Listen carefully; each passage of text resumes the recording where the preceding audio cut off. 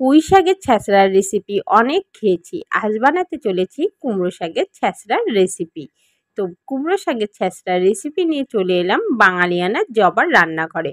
এখানে কুমড়ো শাকটাকে ভালো করে পরিষ্কার করে কেটে নিয়েছি। এবার ভালোভাবে ধুয়ে জলটা ঝরিয়ে নেব। এদিকে গ্যাস ধরিয়ে গ্যাসে কড়াই বসিয়ে কড়াইতে দিয়ে দেবো পরিমাণ মতো তেল। যেহেতু মাছের মাথা ভাজতে হবে সেই পরিমাণ মতো তেলটা দিয়ে তেলের মধ্যে এক ছিটা নুন আর এক ছিটা হলুদ দিয়ে একে একে মাছের মাথাগুলিকে ভেজে তুলে নেব।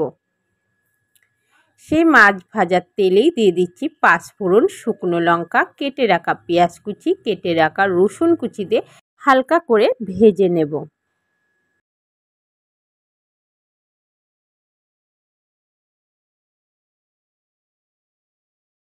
বেশ পেঁয়াজ ও রসুনের কালারটা যেই চেঞ্জ হয়ে আসবে তখন কেটে রাখা সবজিগুলিকে দিয়ে দেব। এর মধ্যে আছে কুমড়ো, আলু, পটল, রাঙা আলু। তোমাদের ঘরে যদি আরও কিছু থাকে তাহলে সেগুলো অ্যাড করতে পারো। ভালো করে তেলের সাথে মিশিয়ে নিয়ে গ্রেট করে রাখা আদা, 1 চামচ জিরের গুঁড়ো, 1 চামচ ধনের গুঁড়ো, পরিমাণ মতো হলুদ গুঁড়ো, স্বাদ মতো নুন আর সামান্য লঙ্কার গুঁড়ো আর গুঁড়ো গরম মশলা দিয়ে সবজিটাকে খুব ভালোভাবে কষিয়ে নেব। ততক্ষণই কষাতে হবে সবজিটা যাতে অর্ধেক পরিমাণের হয়ে যায়। বেশ দেখেই বুঝতে পারছো সবজিটা কতটা মজে গেছে। এবার দিয়ে দেব ভেজে রাখা মাছের মাথাগুলিকে।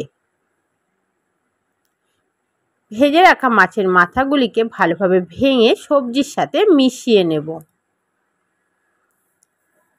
সবজির সাথে ভালো করে মিশিয়ে নিয়ে ধুয়ে রাখা কুমড়োর ডগাগুলিকে দিয়ে সবজির সাথে মিশিয়ে নেব।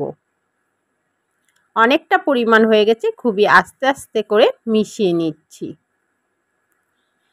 ঢাকা দিয়ে দিয়ে এইভাবেই কুমড়োর ডগাটাকে আর সবজিগুলিকে সেদ্ধ করে নেব।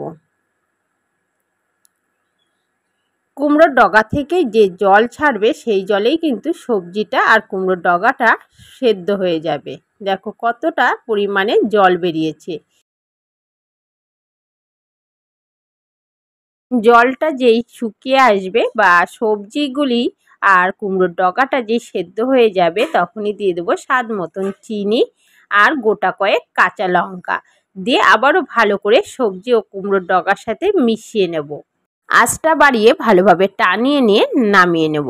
পুরো রেডি হয়ে গেল আজকের কুমড়োর ডগা ছ্যাঁচড়ার রেসিপি।